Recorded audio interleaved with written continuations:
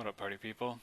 Welcome to my tier list for Mass Effect Andromeda multiplayer, patch 1.09. With Platinum being just introduced recently, I've been getting a lot of questions about classes, what's Platinum viable and whatnot, and I figured I would just put this out there, my current thoughts on the game, give everyone kind of an idea of what they can expect as far as class selection in Platinum. So the way I broke this down is in the S tier, this is a selection of classes that are kind of mandatory almost. You're really going to want some of these in your group. You're definitely going to want a stealth grid and preferably also a tactical cloak. You don't necessarily need all of these, but just having some of this stuff up here is going to make your life a lot easier. The A tier is going to be stuff that once you have the classes that you need from S tier, like maybe a couple of them, you can round out your team with classes from the A tier, and you'll have no problems. These all have really great strengths and are perfectly viable in Platinum. It's just you might not want a team entirely composed of them unless you guys really know what you're doing. So B tier is kind of a unique situation where I only had one class to really put there, almost had two, but it's something that's good in like organized play. Like if you have a team that's all communicating and stuff, it can do really well. But in pug play, might not fare as well. C tier is a group of classes that you could still take in Platinum, but it is definitely not optimal. Yeah, I would say I don't recommend it, but if you're dead set on it, you still could. And then the F tier, I wanted to have a D tier, but it just didn't work out that way. So F tier is stuff that you should, under no circumstances, be bringing into Platinum. Sorry. If you really like those classes, it's just the way the game is. Pray for buffs. And I don't have Exemplar in here because I don't actually have it unlocked. Thank you, RNG. So I'll go over the classes now, so if you just wanted the tier list, I guess there it is. You can stop watching now, but if you wanted to hear my thoughts on the classes and some further details, go ahead and keep watching. I'll go into those individually now. So, as I said before, in the S tier, certain classes are here because it's almost mandatory.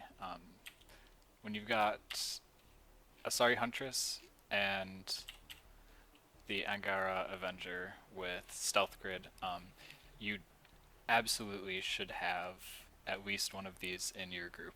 That is the first thing I actually look for when I'm joining a public lobby. If there's nobody with Stealth Grid in the group, I switch to one. It's going to make such a huge difference that's what brings these characters into the S tier. It makes certain objectives so much easier and helps with keeping your team alive that it's incredibly useful. So Asari Huntress and Angara Avenger, you don't necessarily need both, just having one is fine. Two of the other classes that made the list were because of Tactical Cloak, so the Turian Agent, if you want to be cloaking and have flamethrower as your main source of damage, which personally I find that incredibly fun to play, so that's my cloaking class of choice. But if you wanted to go like more of a weapon route, where is it? It's somewhere around here, right? There we go. You can take the human infiltrator. One of the strengths of going the human route is that while you're cloaked, you can still throw sticky grenades and not break cloak or draw the attention of enemies. So it's actually a really great alternative.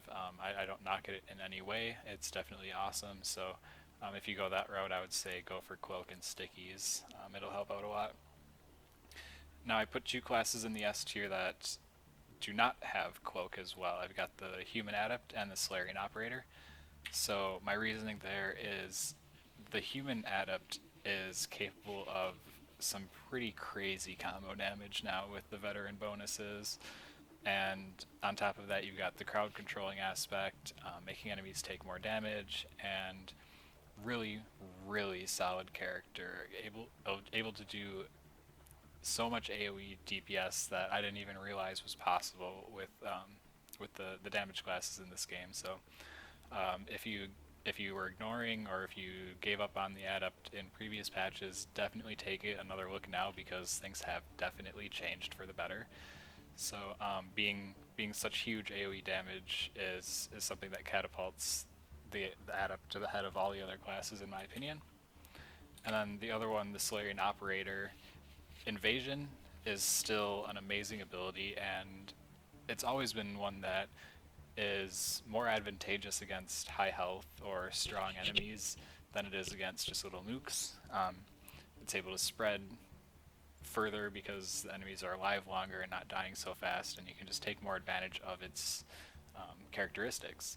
So Invasion being exclusive still so far to the operator, and then having shield boost as a second ability is very, very useful. Shield boost is still as amazing as it ever was, and the only drawback to this character really is that it's an ultra rare, so it's hard to rank up. As you can see, mine is only rank 6, and that's actually pretty high. So yeah, so I think those two classes are definitely leagues above the others and are worthy of the S tier. In the A tier, we've got the Human Vanguard, which is also capable of really, really high amounts of damage, and actually has... Oh, yeah, I should have mentioned too. The Human Adept does have one drawback, and that's survivability. The Solarian Operator would be in the same boat, except they've got shield boost, but the Operator's health and shields are actually pretty low too. So the Human Vanguard is actually stronger in that sense because it does have the ability to recharge its own shields with charge, and would be S tier, except it's just really good all around, whereas the other ones are like the best in the game at certain things. So still a solid choice, definitely a high A placement. Next up we got the Human Soldier, also capable of a lot of damage. I don't know if I missed out on it or something, but it seems like Frag Grenade got buffed because that thing is obscene. So the way I would recommend specking is just forgetting about turbocharge, go power cell spec, get your frag grenades and your concussive shot, switch that over to the power cell version, so you'll be set. Concussive also got massively buffed in damage since my first guide that I did for the class, so that spec is really high damage, and you still have all the survivability aspects of being a soldier as long as you stick to cover, so another good A pick. The Turian Soldier, as great as ever. This is your great weapons platform, so if you don't want to go the power cell route of the Human Soldier, I would definitely recommend the Turian version because this one's all about your weapons. So equip whatever the heck you want, whatever you enjoy using. Turbocharge will take care of the rest, and Fortify will make you highly survivable. So still a great character. One of the new ones that we got to the game, the Batarian Scrapper, also in the A tier. Capable of doing lots and lots and lots and lots and lots of damage to armored targets, which is really useful. So go ahead and make it a snap freeze and flat cannon spec, and try to get your teammates to not detonate your snap freeze, and you'll be set. Sorry, Adept, also in the A tier. This is actually capable of really, really high DPS as well, right up there if not above the Human Adept. But whereas the Human Adept had some survivability issues, like you really have to be on top of your game to keep it alive, the Asari Adept has it even worse. So it's kind of that trade, and since Platinum is so reliant on survivability, that's why I put the Human above.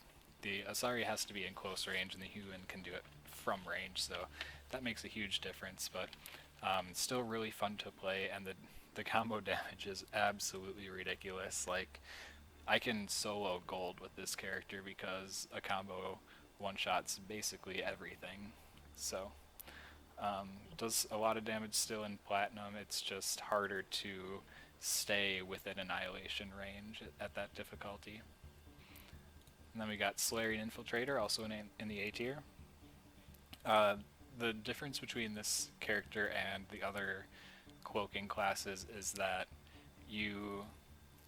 at least the way I play the Infiltrator, I don't spec into Sticky Grenade. Like, I guess you could spec it exactly the same as the Human one and have similar results, but I'd have to take another look at the passives to really determine that. I think the passives would still make the Human one better, and so that's why with the Solarian I tend to go Cloak and Energy Drain, which does have really great usefulness as a team shield restore, so that's how I would spec it for this guy.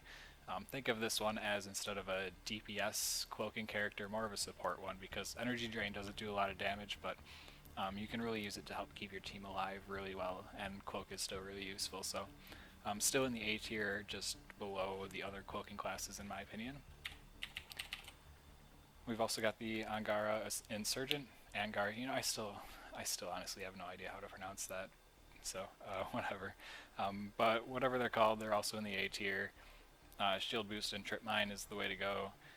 Super useful. Set up just detonation areas with trip mines. Set them up where the enemies are going to be funneling through, and use shield boost to keep your team alive and increase their damage. Really solid A class. And one of my other personal favorites, the Asari Sentinel. I've done a few videos, talked about him a lot. I love this character. A lot of combo potential. Restores shields on command with energy drain, and throw, as I've said many times before, is one of my favorite abilities in the game. So still a really powerful character, especially with the buffs to combo damage. As I mentioned, for B tier, Human Sentinel.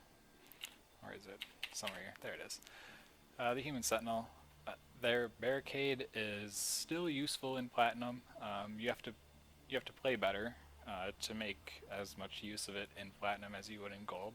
And you also really need a team that knows how to really hold down a location and knows to take advantage of your barricade. You need teammates that know what they're doing to take advantage of your class. And I've noticed that in pub play, that doesn't really happen a lot. So the class just gets wasted in those situations. It's not being used to its fullest potential. So I would say, if you've got a team that you know will take advantage of your strengths, go ahead and use it. Really good weapons-based class. You'll get a lot of weapon damage and some utility from this class. But if you're hugging, I would say maybe look to something else. That brings us to the C tier, the Krogan Mercenary. Oops, that's down lower. Krogan Mercenary, I loved this class in Gold. I thought it was a lot of fun to play, but you really had to be on your A game to stay alive. And it's just not really an option in Platinum. So everything that you would bring to the table with this class could be brought to the table better with a different class, and it makes this one lose its place. So sorry, Krogan Mercenary, I love ya, but you don't really need to be in Platinum. At least not yet. Let's get you some buffs. For the Human Engineer, where are we? I forget what these guys look like because I don't play them as much. The Human Engineer, I used to really like this class too. I've, for a long time in these games now, wanted turret-based classes to be viable in the highest difficulties, but they're just not. And I've tried going Cryo Beam in this day and age as opposed to earlier in the game's life, and I just found it underwhelming. So I actually really want to play an Overload class. I hope that something new is released that is actually like endgame viable Overload class, but this isn't it, and you don't have enough survivability options. That's going to be kind of what you run into with all these lower tier classes, is that their survivability is just not up to par, and their damage isn't the top in the game. And so if you don't have either of those things, then what are you really bringing to the table? But anyways, another one of my personal favorites, the Asari Duelist. You can definitely still use it in Platinum. I've done it. It's fine. But the DPS that you give up to maintain your survivability is not worth it in this difficulty. Even in Gold, like, you could still kill fast enough, but in Platinum it just takes too long to kill things. You spend too much time trying to stay alive, and your strengths are lost in those situations. Similarly with the Krogan Vanguard, I mean it's exactly the same situation. Like, you don't have enough that you bring to the table. Like, there's no reason to take this over the Human Vanguard, because the strengths that the Krogan brings can't be fully utilized anymore.